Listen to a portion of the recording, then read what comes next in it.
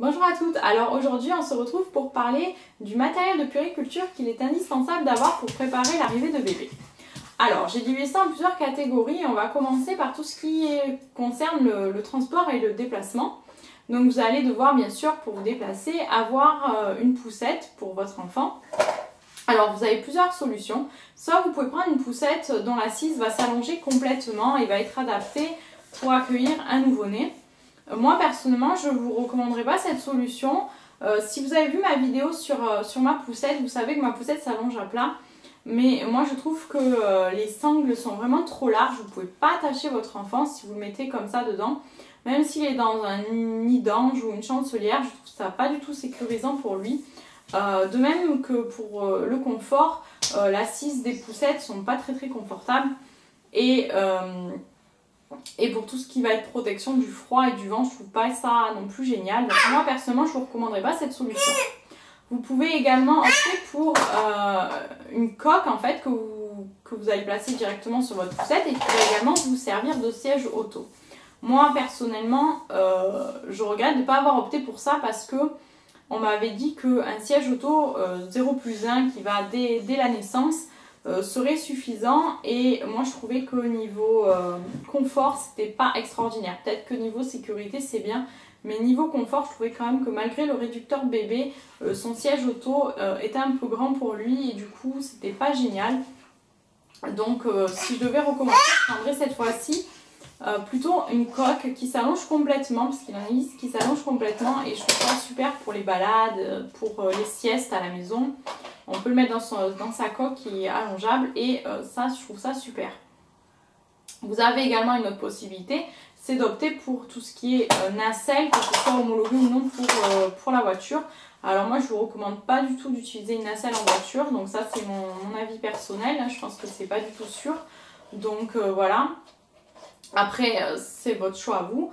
Moi, j'avais opté pour une nacelle qui n'était pas homologuée pour la voiture et qui me permettait de faire dormir mon fils à l'extérieur, donc quand on était chez quelqu'un par exemple, lors des balades aussi, ou carrément à la maison pour lui faire sa sieste. C'était vraiment très bien pour ça.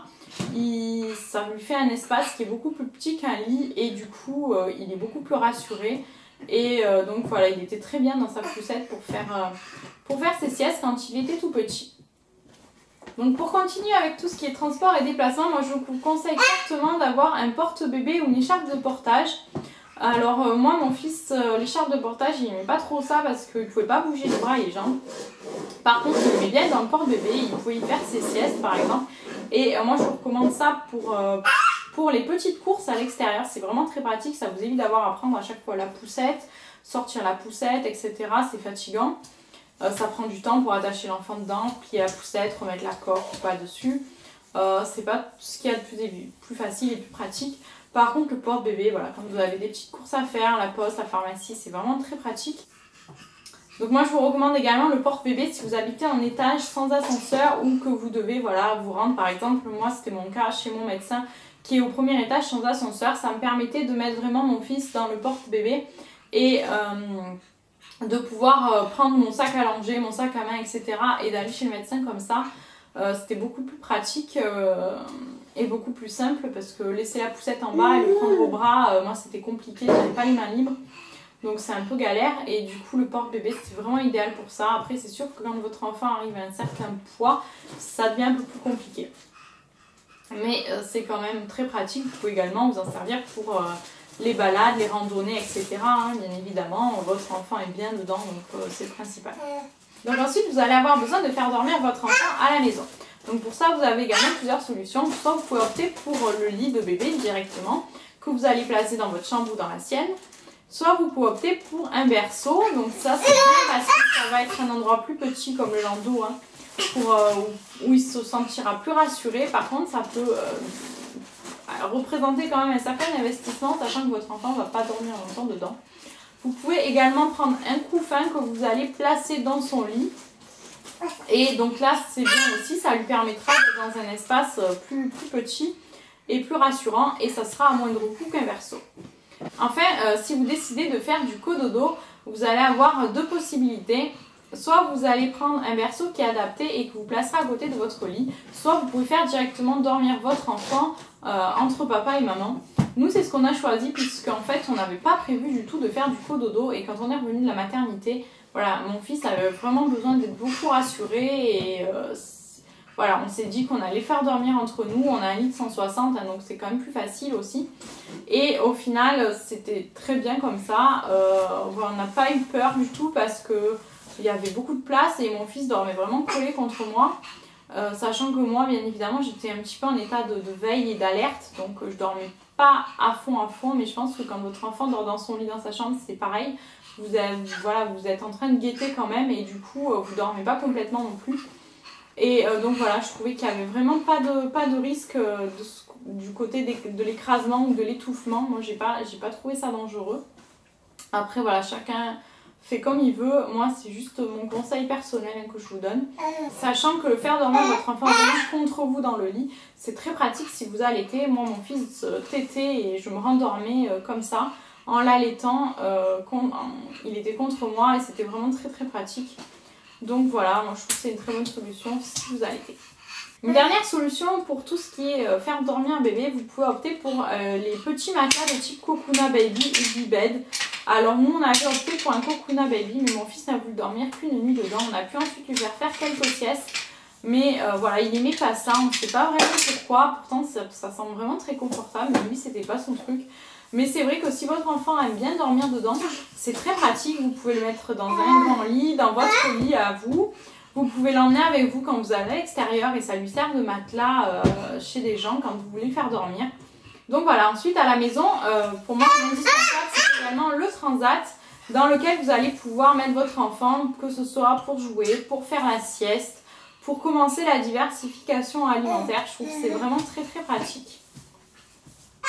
Il en existe vraiment des peu chers dans les supermarchés, etc.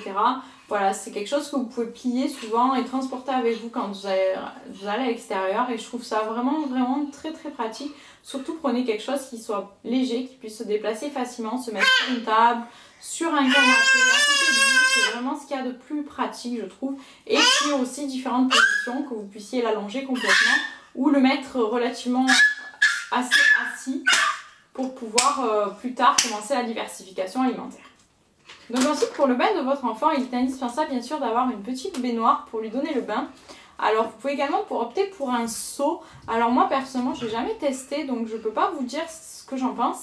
Mais je sais que beaucoup de mamans en disent du bien donc pourquoi pas. Sinon vous pouvez opter pour la petite baignoire traditionnelle que vous équiperez d'un transat de bain. Je trouve ça vraiment super les transats de bain.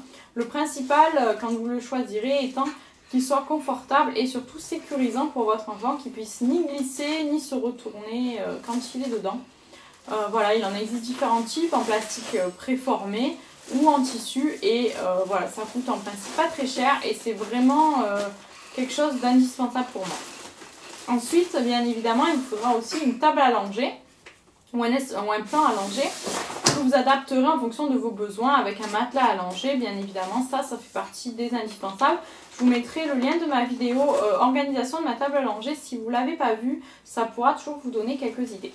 Vous aurez également besoin de produits, de soins pour votre bébé, pour le changer, pour le laver. Et moi, je vous conseille fortement d'opter pour des produits qui ont des bonnes compositions, qui sont adaptés bien sûr à vos enfants, mais surtout qui ont une bonne composition. Parce que voilà, vos enfants viennent de naître et leur barrière cutanée n'est pas du tout faite et du coup beaucoup de produits peuvent passer à travers cette barrière et ils vont absorber des produits qui peuvent être toxiques ou nocifs pour leur santé. Voilà, donc c'est très important quand même d'avoir des produits qui sont bien formulés pour être le moins dangereux possible pour vos enfants. Je pense que c'est pas pour rien qu'actuellement beaucoup d'enfants présentent des allergies, que ce soit de contact, alimentaire ou respiratoire. Je pense que ça vient vraiment de la pollution environnante et de ce qu'on leur applique sur la peau, qui est également un type de pollution en fait. Et donc voilà, je pense que ça coûte pas très cher d'acheter des produits de meilleure qualité, si on peut appeler ça de meilleure qualité, pour vos enfants et pour qu'ils aient une meilleure santé plus tard. Je trouve que c'est vraiment quelque chose d'indispensable, personnellement. C'est indispensable pour moi. Donc je vous recommande également de faire très attention sur la composition des produits. Je vous mettrai également en barre d'infos la vidéo que j'ai faite sur les produits de soins que j'utilise pour mon fils. Donc ensuite, pour tout ce qui va être éveil de votre enfant, un parc, je trouve ça quand même indispensable, même si c'est pas vraiment indispensable. Vous pouvez toujours aménager une aire de jeu par terre pour votre enfant.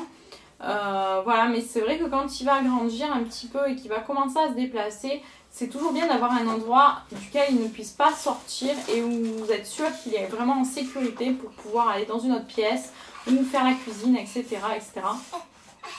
Voilà, je pense que c'est quand même assez indispensable. Vous avez également plusieurs possibilités. Il existe des parcs en tissu ou des parcs à barreaux en bois. Moi, je vous recommanderais un parc à barreaux en bois puisque ça va permettre à votre enfant de s'aider à se mettre debout quand il commencera à vouloir se redresser. Et voilà, après c'est sûr que votre enfant, s'il est comme le mien, il sera déjà plus dans son parc à cet âge-là et du coup il se mettra debout en s'aidant avec des meubles, etc. Mais voilà, commencez pas vraiment à l'avance. C'est possible que votre enfant reste longtemps dans son parc. Il y a des enfants qui jouent très longtemps dans le parc. Et du coup, c'est là qu'ils vont apprendre à se mettre debout, à marcher, etc. Donc c'est toujours bien d'avoir quelque chose de plus adapté, quoi. Ensuite, pour tout ce qui est éveil, il est indispensable pour moi d'avoir un tapis d'éveil avec des arches et des jouets accrochés dessus. Alors soit vous pouvez acheter quelque chose de tout fait, soit vous pouvez créer vous-même votre arche de jeu avec des mobiles, etc. que vous allez fabriquer vous-même, pourquoi pas. Voilà, le but étant simplement d'avoir des jouets qui vont être faciles à attraper pour lui quand il va commencer vers 2-3 mois à vouloir attraper ce qui est au-dessus de lui. Pour tout ce qui est enfin sécurité de votre enfant, je pense qu'il est quand même indispensable d'avoir un écoute bébé. Alors il en existe des audios et des vidéos. Moi j'ai opté pour tout ce qui était vidéo tout simplement parce qu'on a un chat et j'avais toujours peur que pendant la sieste, sachant que je ferme pas la porte de la chambre, il monte dans le lit et qu'il vienne l'écraser. Quand il était tout petit, mon chat pesait plus que mon fils, donc j'avais peur qu'il l'écrase. Et en plus, j'avais peur qu'il vienne se coucher sur son visage et l'empêche de respirer. Donc moi je trouvais que c'était quand même plus sécurisant de pouvoir voir ce qui se passait directement via une caméra. Maintenant mon fils également se réveille sans faire de bruit, donc je trouve ça bien aussi de pouvoir voir qu'il est réveillé et de ne pas attendre qu'il se mette à pleurer au bout de 10 minutes. Donc voilà. Maintenant, un écoute bébé audio, ça peut largement suffire. Ça dépend un petit peu de vos besoins, donc ça c'est à vous de voir. Voilà, j'en ai fini pour cette vidéo. Si vous avez des suggestions de produits qui sont indispensables selon vous pour l'arrivée de bébé, n'hésitez pas à les mettre en commentaire. Vous pouvez également me dire bien sûr ce que vous avez pensé de cette vidéo. Et merci en tout cas de l'avoir regardé jusqu'au bout. N'hésitez pas à vous abonner à ma chaîne si ça vous a plu. Et je vous dis à la prochaine. Bye!